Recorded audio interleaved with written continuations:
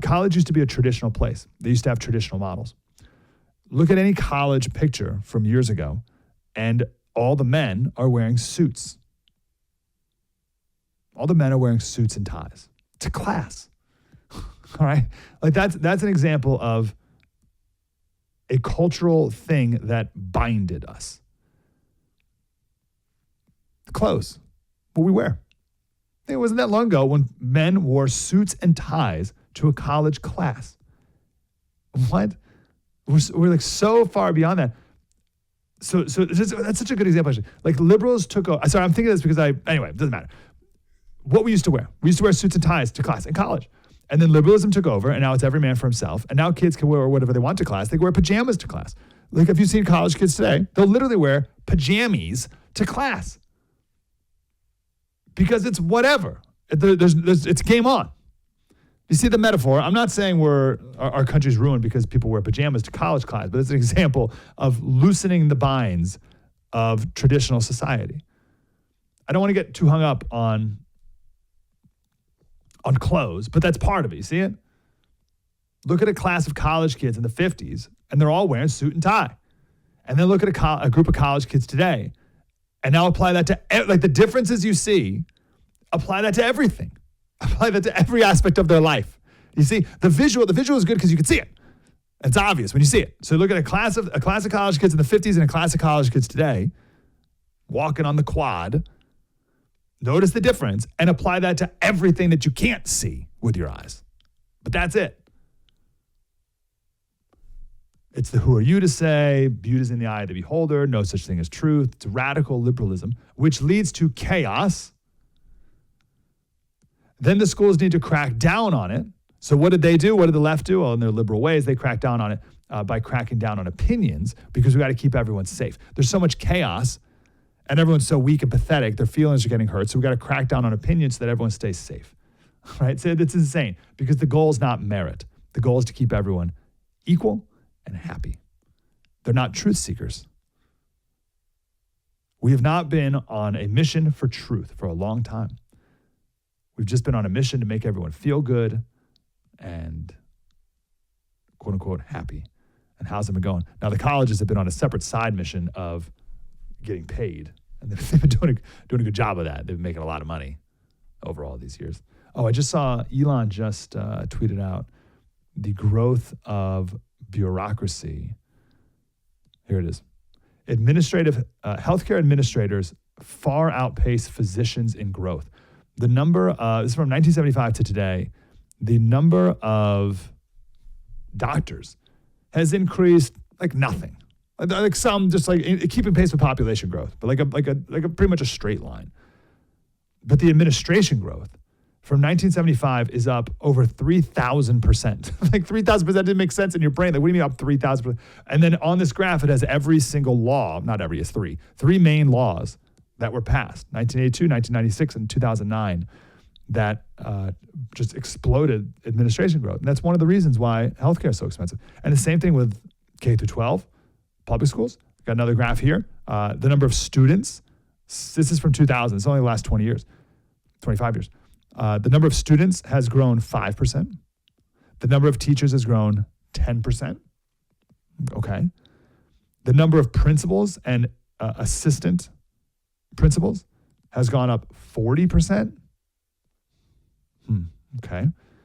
And the number of administrative staff has gone up 100%.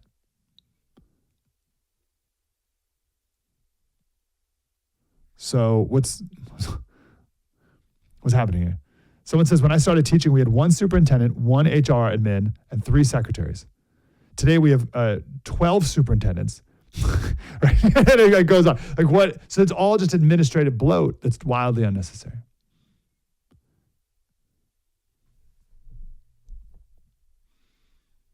Now, just one more point on the chaos, right? So we have traditional values and morals. Liberalism comes in, breaks down all those things, and actively attacks them. Chaos ensues, and the only way to stop the chaos, as T.S. Eliot said, is power. Now, the left knows this. And I think this is one of the reasons why deep down they think Trump's going to be a dictator, because they know that that is one thing that is required, that one thing that could fix this problem is a dictator. right? That's one way to fix it. To have someone come in and act like a king and fix it. And deep down, they're authoritarians at their core, so they kind of want that. They just want their dictator to do it. But Trump's not going to do that. That's their instinct, not ours. You with me? So that's one of the reasons, I really believe that's one of the reasons why they think Trump is going to be a dictator, because they secretly want to be dictators. And they know that dictatorship is what could fix chaos. So they're afraid of Trump being a dictator against them, right? But Trump's not going to do that. We are going to fix this. Not with a dictator. We're going to do it constitutionally. We're going to do it properly. And Trump is going to nominate absolute pit bulls to turn their direction into these bureaucracies and clean house. That's why the left hates Trump's picks, because they're finally, the energy is finally trained inward on them and not against you.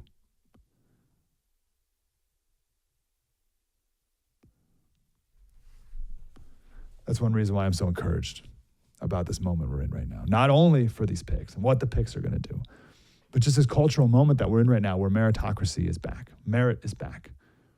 And the traditional values and mores can come back as well in our country.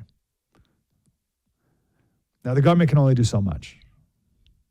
Right? The government can't force you to wear a suit and tie to class, for instance. The rest is up to us. But I think we can do it. And I think we are doing it. Real quick on clothing. I was in the airport this weekend, and I always feel a little dainty when I'm rolling my luggage behind me. You know, you got your carry-on bag, and it's rolling behind you. I always feel like a little, this is pretty lame.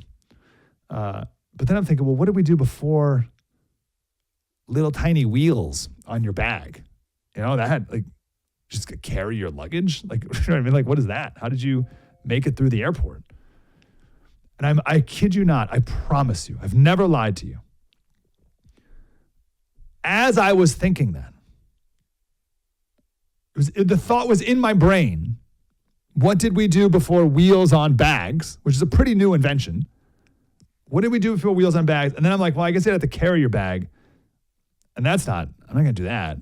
What did they do? And I was literally thinking, and I look up and I saw a 70-year-old man with a canvas, maybe it was leather. I think it was like a nice canvas leather, not a satchel. I guess it'd be like a bag, a bag. It wasn't a luggage like the Titanic, but it was like a bag.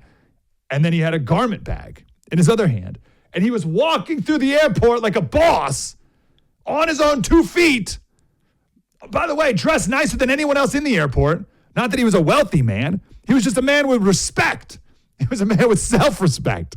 Walking through the terminal with a bunch of slobs all around him and a bunch of dainty men like me wheeling my bag behind me.